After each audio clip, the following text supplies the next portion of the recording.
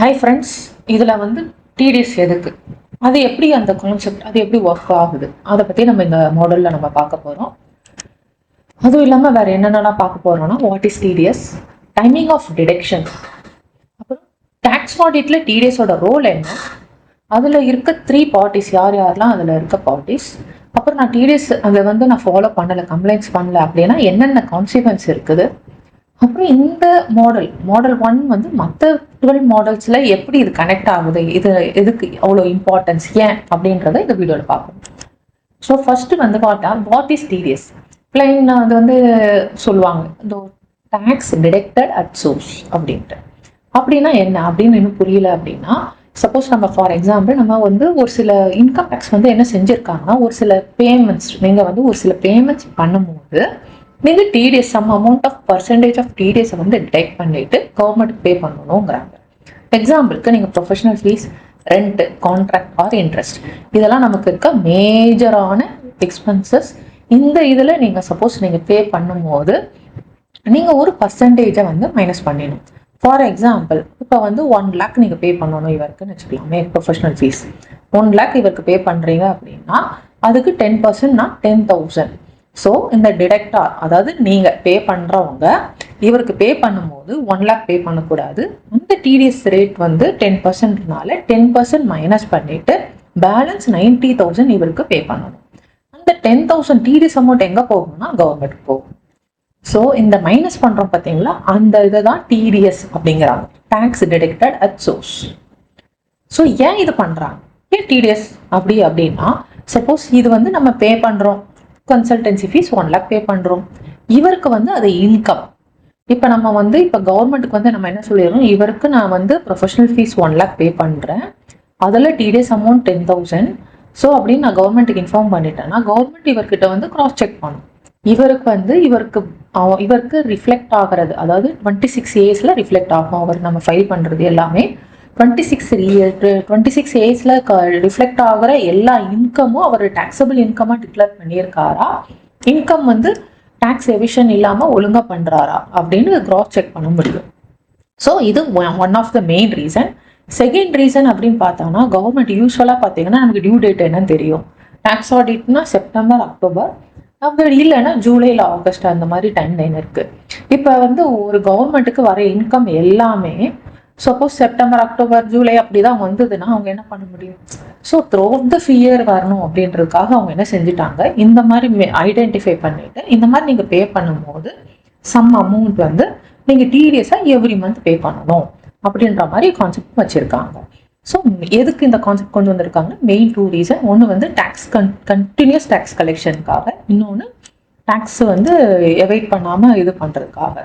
இது பேனோட link ஆயிருக்கனால 26 as வச்சு ஈஸியாக டிடெக்ட் பண்ணிடுவாங்க. அடுத்து 3 பார்ட்டிஸ் நம்ம சொல்லிக்கிட்டே இருந்தோம். அது யார் அப்படின்னு பார்த்தா, ஒருத்தர் டிடெக்டார், டிடெக்டிவ், கவர்மெண்ட். டிடெக்டார் அப்படின்றவங்க பிஸ்னஸ் பண்ணுறவங்க, அது கம்பெனிஸ், எல்எல்பி, ஃபர்மு, ட்ரஸ்ட்டு, யாருனாலும் பரவாயில்ல. இண்டிவிஜுவல் வந்து யார் யாருக்கெல்லாம் டேக்ஸ் ஆடிட் அப்ளிகபிளோ அவங்க. ஸோ இந்த பர்சன்ஸு அவங்க வந்து மேக்கிங் பேமெண்ட், எப்போ வந்து எக்ஸ்பென்சஸ் இன்கர் ஆகுதோ, எப்போ வந்து அவங்க பே பண்ணுறாங்களோ அப்போ தான் வந்து அவங்களுக்கு வந்து டிடிஎஸ் ப்ரொவிஷன் அப்ளிகபிள். ஸோ யார் வந்து பேமெண்ட் பண்ணுறாங்களோ அவங்க வந்து டிடெக்டார். அவங்களுக்கு என்னென்ன ரெஸ்பான்சிபிலிட்டிஸ் இருக்குது அப்படின்னா, அவங்க எக்ஸ்பென்சஸ் பே பண்ணுறதுக்கு முன்னாடி டிடிஎஸ் டிடெக்ட் பண்ணிட்டு பே பண்ணணும் ஃபர்ஸ்ட்டு. செகண்ட், டிடெக்ட் பண்ண டிடிஎஸை வந்து கவர்மெண்ட்டுக்கு பே பண்ணணும் டியூ டேட்குள்ள. Third, every quarter return file பண்ணணும். ஃபோர்த்து, ஃபைல் பண்ணதுக்கு டிடிஎஸ் சர்டிஃபிகேட் டிடெக்டிக்கு கொடுக்கணும். பண்ணலை அப்படின்னா என்ன ப்ராப்ளம் அப்படின்னு பார்த்தா, இன்ட்ரெஸ்ட், பெனால்ட்டி, டிசலவன்ஸ் எல்லாமே இருக்குது. அதை பற்றி டீட்டெயிலாக நம்ம ஃபியூச்சரில் பார்ப்போம். டிடெக்டி அப்படின்னா யார் அப்படின்னா, இந்த பர்சன் ரிசீவிங் த பேமெண்ட். இப்போ வந்து கான்ட்ராக்டர், கன்சல்டன்ட், லேண்ட் லார்ட், அதாவது ரெண்ட் வாங்குறவங்க, லேண்ட் லார்ட் இருக்காங்க, அவங்க ப்ரொஃபஷனல்ஸ், எனிவெண்டா யாராலும் சரி உள்ள இன்கம் வருது அப்படின்னா அவங்க டிடெக்டிவ்.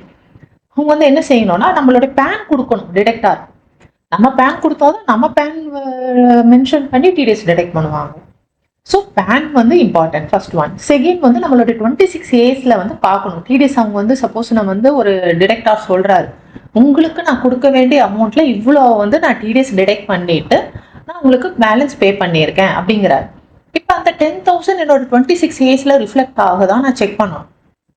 செக் பண்ணிட்டா பண்ணலை அப்படின்னா நான் ஒரு ஃபாலோ பண்ணணும். இந்த மாதிரி நீங்கள் எனக்கு டிடிஎஸ் பிடிச்சிங்க, பட் எனக்கு 26 ஏஜ்ல ரிஃப்ளெக்ட் ஆகலை அப்படின்னு சொல்லி அவங்க கிட்ட கேட்கணும். டிடிஎஸ் சர்டிஃபிகேட் வாங்கி கிராஸ் செக் பண்ணணும், நம்ம பேன் எல்லாமே கரெக்டாக இருக்கா அப்படின்ட்டு. இன்னொன்று, இந்த டிடிஎஸ்ங்கிறோம் பார்த்தீங்கன்னா, இப்போ சப்போஸ் நான் ரிட்டர்ன் ஃபைல் பண்ணும்போது, அதாவது டிடெக்டிவ் ரிட்டர்ன் ஃபைல் பண்ணும்போது அவங்களுக்கு இப்போ சப்போஸ் டேக்ஸ் லைபிலிட்டி ஒரு 50,000 வருது அப்படின்னா, டிடிஎஸ் 10,000 இருந்துச்சுன்னா அந்த டிடிஎஸ் வந்து மைனஸ் பண்ணி பேலன்ஸ் 40,000 பே பண்ணால் போதும் கவர்மெண்ட்டுக்கு. அந்த டிடிஎஸ் அமௌண்ட் 26 ஏஎஸ்ல ரிஃப்ளெக்ட் ஆச்சுன்னா மட்டும்தான் அவங்க கிளைம் பண்ண முடியும்.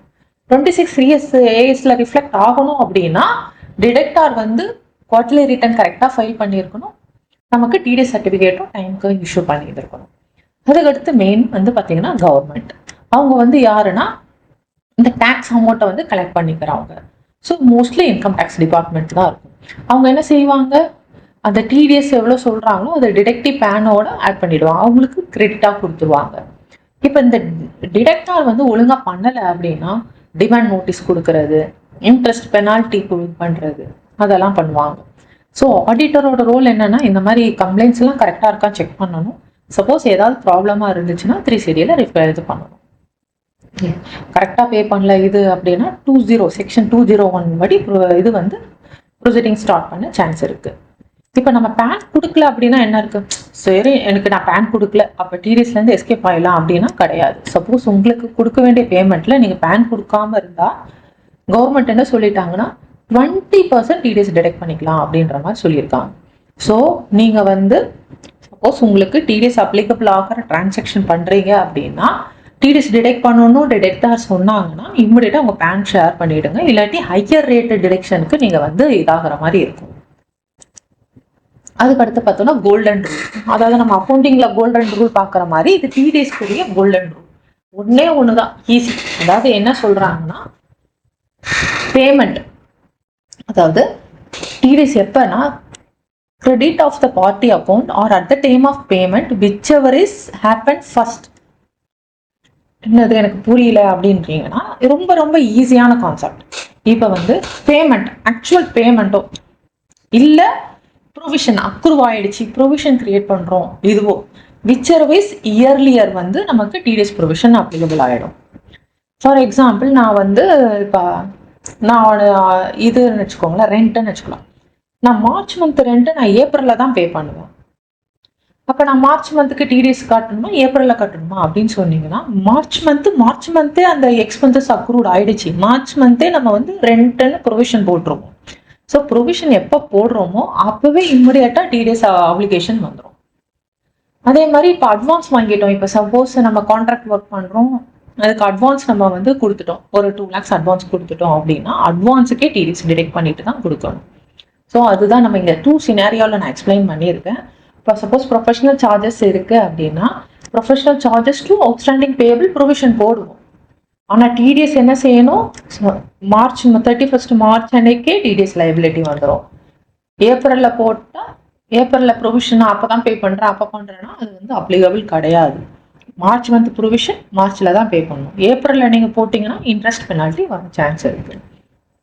அதே அட்வான்ஸ், இந்த மாதிரி நான் கான்ட்ராக்டருக்கு 2 lakhs அட்வான்ஸ் கொடுக்குறேன் அப்படின்னா அட்வான்ஸ் எப்போ பே பண்ணுறனோ அப்போவே வந்துடும். ஸோ நான் இன்வாய்ஸ் வந்து இப்போ சப்போஸ் நம்ம பெரிய கான்ட்ராக்ட் பண்ணிட்டு இருக்கோம் நம்ம வச்சுக்கோங்களேன், இட் வில் டேக் ஒரு 6 months 7 months கம்ப்ளீட் ஆகுது அப்படின்னா 7 monthsக்கு அப்புறம் இன்வாய்ஸ் கொடுக்கும் போது தான் டிடிஎஸ் கிடையவே கிடையாது. நீங்கள் வந்து அட்வான்ஸ் 10,000 கொடுத்தாலுமே அப்ளிகபிள் ஆகிடும். ஸோ இது வந்து கொஞ்சம் நல்லா, அதாவது இந்த ப்ரொவிஷன் படி accrual or advance whichever is earlier, இதான் கோல்டன் ரூல். இதை மட்டும் மறக்கவே கூடாது எப்பயுமே. அதுக்கடுத்து இது ரொம்ப ரொம்ப முக்கியமான விஷயம். இது வந்து ஒரு சின்ன தப்பு பண்ணாலுமே நமக்கு இன்ட்ரெஸ்ட் பெனால்ட்டில ரொம்ப அதிகமாயிடும். ஸோ இது கொஞ்சம் கான்சென்ட்ரேட் பண்ணி பாருங்க. டியூ டேட் என்ன, சரி நீங்க டிடிஎஸ் பே பண்ணணும் சொல்றீங்க, எப்பதான் டிடிஎஸ் பே பண்ணணும் அப்படின்னு சொல்லி பார்த்தோம்னா ஏப்ரல் டு ஃபெப்ரவரி, அதாவது மார்ச் மந்த் கிடையாது, ஏப்ரல் டு ஃபெப்ரவரி இந்த வந்து பார்த்தீங்கன்னா 7th of the following month, அதாவது ஏப்ரலுக்கு 7th மேக்கு 7th ஜூன், அந்த மாதிரி 7th. பட் மார்ச்சுக்கு மட்டும் என்னன்னா 30 ஏப்ரல் தான் டியூ டேட். ஏன்னா இயர்ன்றனால நம்ம ப்ரொவிஷன்லாம் கிரியேட் பண்ணி கரெக்டான அமௌண்ட் ஐடென்டிஃபை பண்ணிட்டு பண்ணுறதுக்காக 30 ஏப்ரல் வச்சுருக்காங்க. அதே தான் நான் சொன்ன மாதிரி ப்ரொவிஷன் புக் மார்ச்ல என்னென்ன ப்ரொவிஷன் போடுறோமோ எல்லாத்துக்குமே 30 ஏப்ரலுக்குள்ள பே பண்ணணும். இப்போ ஒரு சில பேர் இது வந்து பார்த்தீங்கன்னா நார்மலாக பிஸ்னஸ் பண்ணுறவங்களுக்கு அந்த மாதிரி இருக்க கான்செப்ட். இப்போ நான் பிஸ்னஸ்லாம் பண்ணல, இண்டிவிஜுவல். பட் எனக்கு 194 ஐபி படி எனக்கு டிடிஎஸ் ஆன் ரெண்ட் வருது அப்படின்னா அவங்களுக்கு வந்து 30 ஏப்ரல் அந்த பர்டிகுலர் இயர் முடிஞ்சோன்னா 30 ஏப்ரல் அன்னைக்கு டிடிஎஸ் பண்ணணும். அப்படி இல்லைன்னா அந்த பர்டிகுலர் ப்ராப்பர்ட்டியில் எந்த மந்த் லாஸ்ட்டாக அவங்க வந்து ஸ்டே பண்ணியிருக்காங்களோ அந்த லாஸ்ட் மந்த் வந்து இருக்கணும். ரெண்டுத்தில் எது இருக்கோ அது வந்து டியூ டேட்டாக இருக்கும். இப்போ இங்கே வந்து பார்த்தீங்கன்னா லேட் அப்படின்னு சொல்கிறேன். இது எல்லாமே என்ன சொல்கிறோம், 1.5%. இது வந்து இப்போ சப்போஸ் நான் ஏப்ரல்னா மே 7th பண்ணணும், பட் 8th மே பண்ணிட்டேன். ஏன்னா 7th வந்து எனக்கு சண்டே ஆயிடுச்சு, அதெல்லாம் நான் 8th பண்ணிட்டேன் அப்படின்னீங்கன்னா அதெல்லாம் கிடையாது. இவங்களை பொறுத்த வரைக்கும் இன்ட்ரெஸ்ட் வந்து 1011A செக்ஷன் படி அவங்க என்ன சொல்றாங்கன்னா 1 டே டிலே ஆனாலுமே ஃபுல் மந்த் கவுண்ட். 7th பத்தி நான் 8th பண்ணிட்டேன் 9th பண்ணிட்டேன்னா 2 டேஸ்க்கு இன்ட்ரெஸ்ட்லாம் கிடையாது, ஃபுல் மந்த்துக்கு வந்துடும். அது வந்து பார்த்தீங்கன்னா இப்போ வந்து டிடெக்டட் பட் நாட் பெய்டுன்ற கான்செப்ட்ல வரனால 1.5% பர் மந்த். சப்போஸ் நான் 2 monthsக்கு அப்புறம் பண்றேன் அப்படின்னா 3% போயிடும். ஸோ 1.5% மல்டிப்ளை பை 2 போட்டு இன்ட்ரெஸ்ட் கால்குலேட் பண்ணணும். அந்த மாதிரி இது வந்து இன்ட்ரெஸ்ட் என்னென்ன ரேட் அப்படின்றத நான் இங்கே மென்ஷன் பண்ணியிருக்கேன். ஸோ டியூ டேட் நல்லா பார்த்துக்கோங்க. So April to Feb 7th, other than that 30 April. அப்புறம் இப்போ நான் வந்து டிடிஎஸ் வந்து பண்ணவே இல்லை, டிடெக்டும் பண்ணல, பேவும் பண்ணல. இப்போ என்ன கான்சிக்வன்ஸ் அப்படின்னு பார்த்தோம்னா இப்போ வந்து இங்கே 2 செக்ஷன் இருக்கு. ஸோ இந்த 2 செக்ஷன்ல என்ன சொல்றாங்க அப்படின்னா ஒன்று வந்து லேட் டிடெக்ஷன், அதாவது நான் வந்து டிடெக்டே பண்ணலை, அதாவது மார்ச்ல டிடெக்ட் பண்ணணும், பட் ஏப்ரல்ல டிடெக்ட் பண்ணிட்டேன், ஏப்ரல்ல பே பண்ணிட்டேன். அந்த மாதிரி இருந்துச்சுன்னா 1%. சப்போஸ் நான் டிடெக்ட் பண்ணிட்டேன் பட் பே பண்ணலை அப்படின்னா 1.5%. இது ரெண்டுத்துக்கும் 0.5% டிஃபரன்ஸ் இருக்கு இன்ட்ரெஸ்ட் ரேட். ஏன்னா எனக்கு இன்னுமே புரியல அப்படின்னு சொல்றீங்க அப்படின்னா சப்போஸ் நான் வந்து ஒருத்தருக்கு வந்து அதே நான் ஃபர்ஸ்ட் சொன்ன எக்ஸாம்பிளே எடுத்துக்கலாம். 1,10,000 பே பண்ணணும். ஓகே, அவருக்கு 90,000 நான் பே பண்ணி 10,000 நான் வச்சிருக்கேன் அப்படின்னா நான் வந்து டிடெக்ட் ஆயிடுச்சு. 10,000 நான் கவர்மெண்ட் பே பண்ணணும்னு தனியாக எடுத்து வச்சுட்டேன். அந்த மாதிரி டிடெக்ட் பண்ணிட்டு கவர்மெண்ட் பே பண்ணலை அப்படின்னா 1.5% வந்துடும். இல்லை நான் வந்து பேமெண்ட்டே பண்ணலை, எதுவும் பண்ணலை, ஸோ எனக்கு டிடிஎஸ் பிடிக்கணும்னே தெரியல, ஸோ நான் ஏப்ரலில் தான் எனக்கு தெரிஞ்சது, அப்போ தான் டிடிஎஸ் டிடெக்ட் பண்ணுறேன் அப்படின்னா 1%. இது ரெண்டும் இன்ட்ரெஸ்ட் அது. அடுத்து பெனால்ட்டி அப்படின்னு பார்த்தா உங்களுடைய டிடிஎஸ் அமௌண்ட்டுக்கு ஈக்குவலாக வந்து பெனால்ட்டி வரும். எவ்வளோ டிடிஎஸ் அமௌண்ட்டோ அதுக்கு ஈக்குவலாக. இது வந்து யார் டிசைட் பண்ணுவாங்க அப்படின்னு பார்த்தா joint commissioner of income tax தான் டிசைட் பண்ணுவாங்க. உங்களுக்கு வந்து இவ்வளோ பெனால்ட்டி போடலாம் அப்படின்றது அவர்கிட்ட தான் அந்த ரைட்ஸ் இருக்கு. இது தவிர பார்த்தீங்கன்னா இன்கம் டேக்ஸை வந்து என்ன சொல்றாங்க, டிடிஎஸ் அப்ளிகபிள் ஆகிற எக்ஸ்பென்சஸ்க்கு நீங்க டிடிஎஸ் டிடெக்ட் பண்ணலை அப்படின்னா 30% வந்து உங்களுக்கு அந்த எக்ஸ்பெண்டிச்சர்ல டிஸ்அலவன்ஸ் அப்படின்னு சொல்றாங்க. இது வந்து உங்களுக்கு டீடைல்டா நீங்க மாடல் 10 பார்க்கும்போது புரியும். இப்போதைக்கு ஓகே டிஸ்அலவன்ஸ் ஒன்று இருக்குன்னு தெரிஞ்சுக்கோங்க. அப்புறமா என்ன சொல்லுவாங்கன்னா இந்த மாதிரி பண்ற ஆல் இது வந்து என்ன செஞ்சிருவாங்க, டிடெக்டா வந்து டிஃபால்ட் அசஸின்ற கேட்டகரியில வந்து கேட்டகரைஸ் பண்ணிட்டு டிமாண்ட் நோட்டீஸ் அனுப்பிடுவாங்க. ஸோ இந்த 26 ஏஸ் ஓப்பன் பண்ணாலே டிஃபால்ட் அப்படியே வரும், இவ்வளோ அமௌண்ட் இது டிஃபால்ட். நீங்கள் நிறைய பேருக்கு பார்த்துருந்துருக்கலாம். ஸோ அவங்க வந்து டிஃபால்ட் அசஸின்ற கேட்டகரியில் வந்துடுவாங்க. சப்போஸ் நான் டிஃபால்ட் அசஸிலேருந்து நான் ரிமூவ் ஆகணும், வேவ் ஆகணும் அப்படின்னா நீங்கள் வந்து ஃபார்ம் 226A அப்படின்னு ஒன்று இருக்குது உங்கள் சிஏ கிட்ட. நீங்கள் அதை வாங்கி நீங்கள் வந்து சப்மிட் பண்ணீங்க அப்படின்னா அந்த டிஃபால்ட் அசஸி அப்படின்ற வேர்ட்லேருந்து நம்ம வேவை வாங்க முடியும்.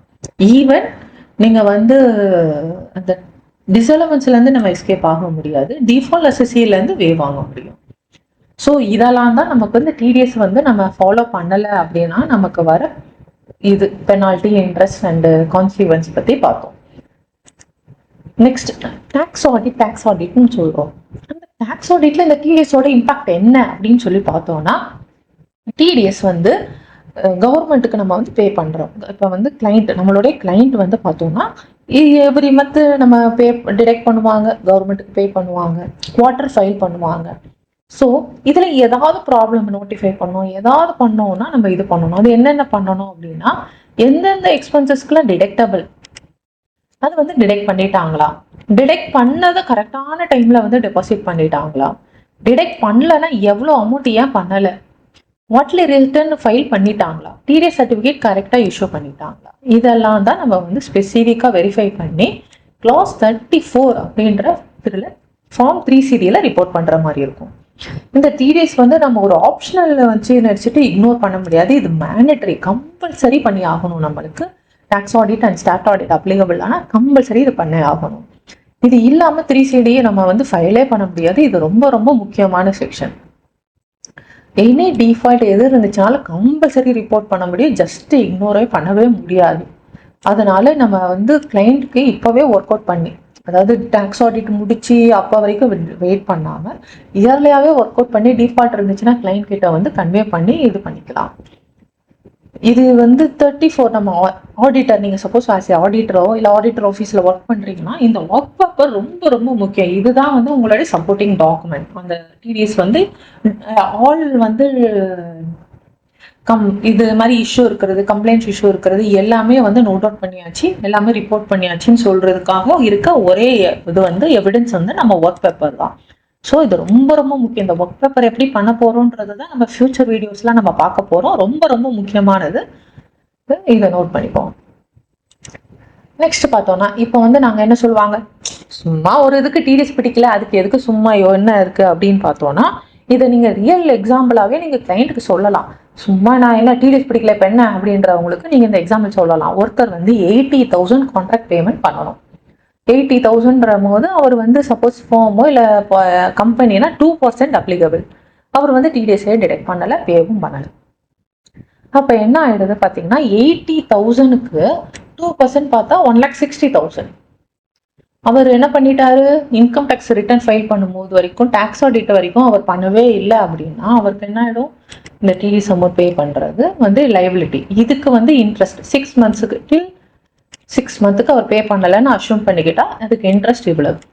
இது பரவாயில்ல. சப்போஸ் டிடிஎஸ் பண்ணுறாருன்னா 1,60,000 பே பண்ணியிருக்கணும், பே பண்ணலை, அது 1,60,000, அதுக்கு இன்ட்ரெஸ்ட் 9,600. ஓகே. பட் மெயினான இதே இனிமேல் தான் வரப்போகுது. சப்போஸ் அவர் ரிட்டர்ன் ஃபைல் பண்ணுற வரைக்கும் பண்ணவே இல்லை அப்படின்னா டிஸ்அலவன்ஸ் வந்து என்ன ஆகிடும், 30%. 80 lakhsல 30%, 24 lakhs. சப்போஸ் அவர் கார்பரேட் அப்படின்னா 25% டேக்ஸ் ரேட் அப்ளிகபிள். 24 lakhsல 25% பார்த்தானா 6 lakhs அடிஷ்னல் டேக்ஸ் வந்துடும். ஸோ அவங்க டியூ டேட்க்கு அப்புறம் ஃபைல் பண்ணா, பே பண்ணா இந்த அமௌண்ட் ப்ளஸ் இது ப்ளஸ் அடிஷ்னல் டேக்ஸ் லைபிலிட்டி வச்சு இவருக்கு இவ்வளோ அமௌண்ட் லாஸ் ஆகிடுது. ஒரு டிடிஎஸ் 2% டிடிஎஸ் டிடெக்ட் பண்ணி பே பண்ணாதனால இவ்வளோ பெரிய இம்பாக்ட் இருக்கும். ஸோ டிடிஎஸ் செக்ஷனை வந்து ஜஸ்ட் லைக் தட் நீங்கள் எடுத்துக்க வேணாம். உங்கள் கிளைண்ட்டுக்கும் வந்து நீங்கள் கிளியராக சொல்லிடுங்க. ஒரு சின்ன கம்ப்ளைண்ட்ஸ் இது கூட பெரிய பெரிய நோட்டீஸ் வர சான்ஸ் இருக்குது அப்படின்றத கிளியராக இன்ஃபார்ம் பண்ணிடுங்க. அதுக்கப்புறம் நம்ம வந்து ஆல்ரெடி நான் சொன்ன மாதிரி இது மற்ற மாடல்ஸ்க்கு எப்படி லிங்க் ஆகுது, ஏன் இது நான் வந்து மாடல் 1 வந்து எனக்கு ரொம்ப ரொம்ப இம்பார்ட்டன்ட் அப்படின்னு பார்த்தோம்னா, நம்ம இதில் தான் நம்ம சொல்கிறோம் யாருக்கு எப்போ இது அப்ளிகபிள் ஆகுதுன்னு பார்க்குறோம். அதே மாதிரி இது வந்து இது எப்படி அந்த நம்ம ஃபியூச்சரில் அந்த 4 and 6ல நான் சொல்லும் போது அப்பயே நமக்கு வந்து இதுக்கு இதாகும், கம்ப்யூட்டேஷனுக்கு யூஸ் ஆகும், டிசல்வன்ஸ்க்கு யூஸ் ஆகும். ஆல் ப்ரொவிஷன் வந்து இன்டர்லிங்க். இந்த பேசிக் கற்றுக்கிட்டாதான் உங்களுக்கு அப்போ வந்து ஃபியூச்சரில் இந்த மாடல் படிக்கும் போது உங்களுக்கு நல்லா புரிய ஆரம்பிக்கும். ஸோ இப்போ சம்மரைஸ் பண்ணுறேன். மாடல் 1 முடிஞ்சது. சம்மரைஸ். டிடிஎஸ்ன்றது என்னது, tax deducted at source. Government வந்து என்ன செய்வார், டிடெக்டாரை வந்து டிடிஎஸ் அமௌண்ட்டை டிடெக்ட் பண்ணிட்டு கவர்மெண்ட்டுக்கு கொடுப்பாங்க. ரிசிபியன் அதாவது டிடெக்டிவ்க்கு வந்து அந்த டிடிஎஸ் கிரெடிட் வந்து 26 daysல ரிஃப்ளெக்ட் ஆகிருக்கும். அது 3 பார்ட்டி சொன்னது தான், deductor, detective, government. So golden rule என்னது, at the payment of credit or payment whichever is earlier. Year and provision இருந்தாலும் சரி, அட்வான்ஸ்ட் இருந்தாலும் சரி, எல்லாத்துக்குமே டிடிஎஸ் அப்ளிகபிள். நீங்கள் வந்து லேட்டாக டிடெக்ட் பண்ணீங்கன்னா 1%, டிடெக்ட் பண்ணிட்டு லேட்டாக பே பண்ணால் 1.5% பெனால்ட்டி இருக்குது, உங்களுக்கு டிசலவன்ஸும் இருக்குது. ஸோ கிளாஸ் 34ல் வந்து கம்பல்சரி டிடிஎஸ் ரிவ்யூ பண்ணி அதை பற்றி நம்ம இது பண்ண முடியும். ஒர்க் பேப்பர் தான் ரொம்ப பெரிய, அதுதான் முக்கியமான எவிடன்ஸ். அது வந்து ரொம்ப ரொம்ப இம்பார்ட்டன்ட். So thank you. இதோட மாடல் 1 முடிஞ்சது. மாடல் 2ல யார் டிடிஎஸ் டிடெக்ட் பண்ணணும் அப்படின்றத நம்ம டீட்டெயில்டாக பார்க்கலாம். தேங்க்யூ.